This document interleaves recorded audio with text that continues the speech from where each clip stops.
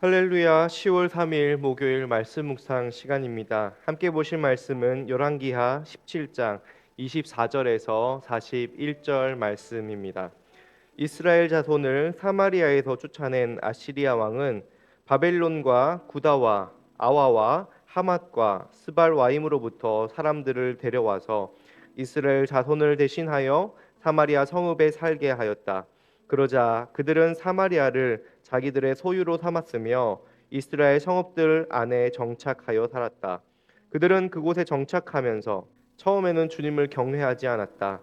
그래서 주님께서는 사나운 사자들을 그들 가운데 풀어 놓으셔서 그들을 물어 죽이게 하셨다. 그러므로 그들이 아시리아 왕에게 이 사실을 알리면서 이렇게 말하였다. 임금님께서 우리를 사마리아로 이주시키셔서 이 성읍에서 살게 하셨습니다. 그렇지만 이리로 이주한 민족들은 이 지역의 신에 관한 관습을 모릅니다. 그래서 그 신이 우리들 가운데 사자를 보내어 우리들을 계속 물어 죽이게 하였습니다. 이것은 이 땅의 신에 대한 관습을 모르기 때문에 일어난 일인 줄 압니다. 그래서 아시리아 왕은 부하들에게 다음과 같은 지시를 하였다. 그곳에서 사로잡혀 온 제사장 한 명을 그곳으로 돌려보내어라. 그가 그곳에 살면서 그 지역의 신에 대한 관습을 새 이주민에게 가르치게 하여라. 그리하여 사마리아로부터 사로잡혀 온 제사장 가운데 한 사람이 그리로 돌아가 베델에 살면서 주님을 경외하는 방법을 그들에게 가르쳤다. 그러나 각 민족은 제각기 자기들의 신들을 만들어 섬겼다. 그래서 각 민족은 그들이 살고 있는 성읍 안에서 만든 신들을 사마리아 사람들이 만든 산당 안에 가져다 놓았다. 바빌론 사람들은 숫곡 분옷을 만들고 구다 사람들은 네르가를 만들고 하맛 사람들은 아시마를 만들었다. 아와 사람들은 니파스와 다르닥을 만들었으며 스발와임 사람들은 자기들의 신인 아드람멜렉과 아남멜렉에게 그들의 자녀를 불살라 바치기도 하였다. 그러면서도 그들은 주님을 공경하기도 하였다. 그리하여서 그들은 그들 가운데서 산당 제사장을 뽑아 세워 산당에서 제사를 드리게 하였다. 이렇게 그들은 주님을 경외하면서 다른 한편으로는 그들이 잡혀오기 전에 살던 그 지역의 관습을 따라 그들 자신이 섬기던 신도 섬겼다. 그들은 오늘날까지도 그들의 옛 관습을 따르고 있어서 주님을 바르게 경외하는 사람이 없다. 그들은 주님께서 이스라엘이라고 이름을 지어주신 야곱의 자손에게 명하신 그 율례와 법도와 율법과 계명을 지키지 않는다. 옛날에 주님께서 야곱의 자손과 언약을 세우시고 명하셨다. 너희는 다른 신들을 경외하지 못한다. 그들에게 절하지 못하며 그들을 섬기지 못하며 그들에게 제사드리지 못한다. 오직 큰 능력으로 팔을 펴시어 너희를 이집트 땅에서 이끌어내신 그분 주님만을 경외하고 그분에게만 절하고 제사를 드려야 한다. 주님께서 몸소 기록하셔서 너희에게 주신 율례와 법도와 율법과 계명을 항상 지키고 다른 신을 경외하지 않아야 한다. 내가 너희와 세운 언약을 잊어서는 안 된다. 다른 신들을 경외하지 못한다. 오직 너희는 주 너희의 하나님만을 경외하여야 한다. 그분만이 너희를 모든 원수의 손에서 구원하여 주실 것이다. 그러나 그들은 이 명령을 들으려 하지 않고 그들의 옛 관습만을 그대로 지키려고 하였다. 그리하여 이주해 온 민족들은 한편으로는 주님을 경외하면서도 다른 한편으로는 그들이 부어 만든 우상들을 또한 섬겼다. 그들의 자녀와 자손도 그들의 조상이 한 것을 오늘날까지도 그대로 따라하고 있다. 아멘. 지난 시간은 북이스라엘이 아수르에 의해 멸망하게 된 원인과 또 그 과정을 살펴보았습니다. 오늘은 그 멸망 이후에 아수르 제국이 북이스라엘을 어떻게 통치하는지 기록하고 있는데요. 당시 아수르 왕은 북이스라엘 백성들을 아수르로 강제 이주시키고 또 수많은 다른 나라 사람들을 북이스라엘 사마리아 땅으로 옮겨와서 강제로 민족 종교 혼합 정책을 펼치게 되었습니다. 그 결과로 사마리아 땅에는 하나님을 경외하지 않는 백성들이 거주하게 되었고 그 결과 하나님의 진노를 받게 됩니다. 이방인들은 사마리아 땅에 살면서 처음에는 하나님을 경외하지 않았습니다.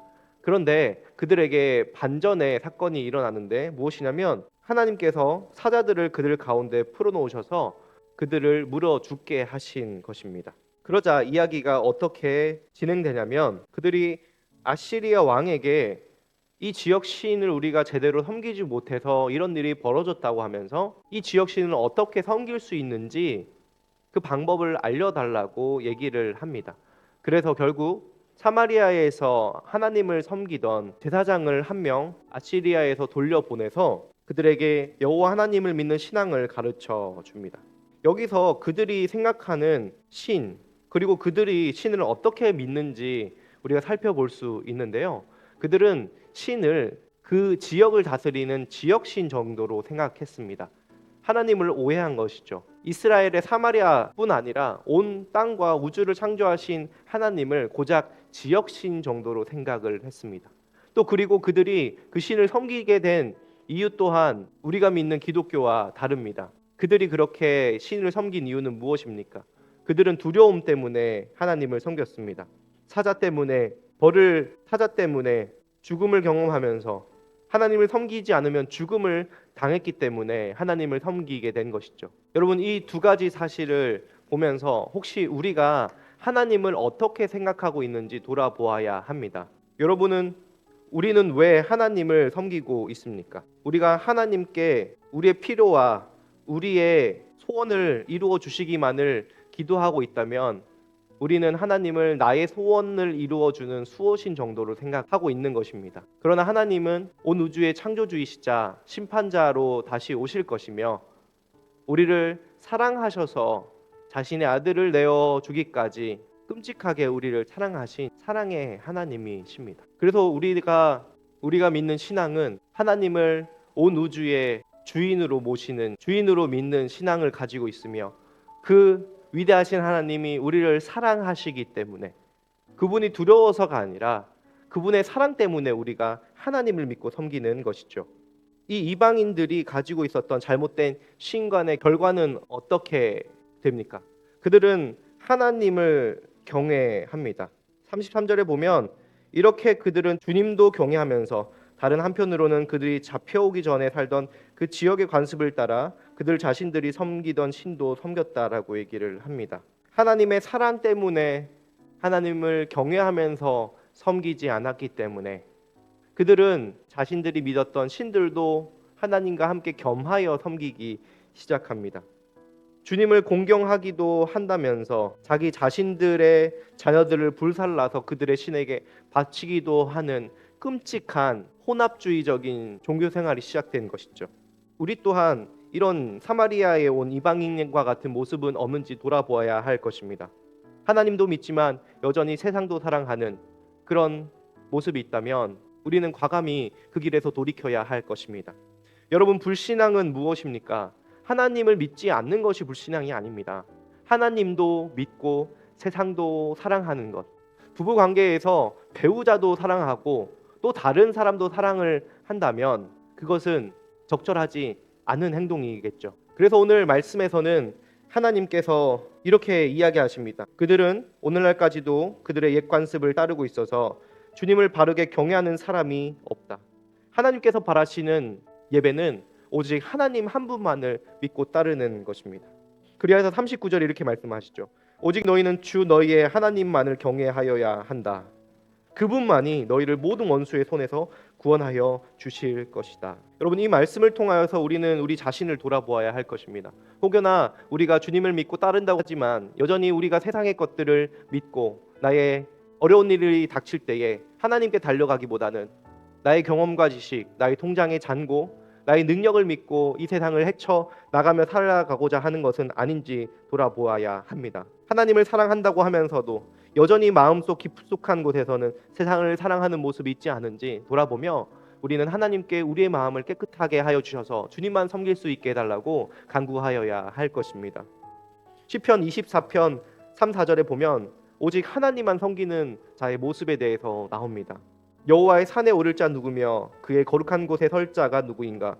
곧 손이 깨끗하며 마음이 청결하며 뜻을 허탄한 데 두지 아니하며 거짓 맹세하지 아니하는 자도다. 하나님의 산에 오를 자, 하나님께 정말로 예배할 자는 손이 깨끗하며 마음이 청결한 사람이라고 이야기합니다.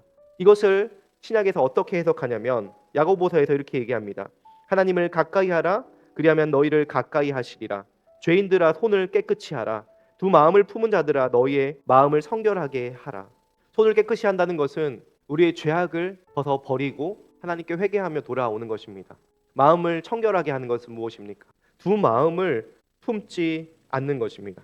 하나님도 사랑하고 세상도 사랑하는 것이 아니라 오직 하나님만 마땅히 우리의 모든 경배와 사랑을 받으셔야 될 분이라고 믿고 따르는 그것. 그런 은혜가 오늘 이 말씀을 듣는 모든 검단 함께하는 교회 성도님들과 말씀을 듣는 모든 이들 되시길 주님의 이름으로 축복합니다. 함께 기도하겠습니다. 하나님 감사합니다. 이스라엘 땅에 온 이방인들은 살아계신 하나님을 만나고 경외할 수 있는 놀라운 기회를 얻었습니다. 그러나 그들은 여전히 자신들의 신들을 품고 살았으며 하나님을 하나님으로 온전히 섬기지 못했습니다. 하나님은 혹시나 우리 가운데도 이러한 모습이 있는 것은 아닌지 돌아봅니다. 하나님을 사랑한다 하면서도 여전히 세상을 사랑하고 한 발은 하나님 나라에 한 발은 세상에 걸치고 살아가고 있었던 것은 아닌지 돌아봅니다. 주님, 오늘 하나님만 섬기는 주의 자녀들로 살아갈 수 있도록 우리의 손을 깨끗하게 하여 주시고 우리의 마음이 두 마음을 품지 않고 거룩할 수 있도록 우리에게 은혜를 베풀어 주시옵소서. 감사드리며 예수님의 이름으로 기도합니다. 아멘.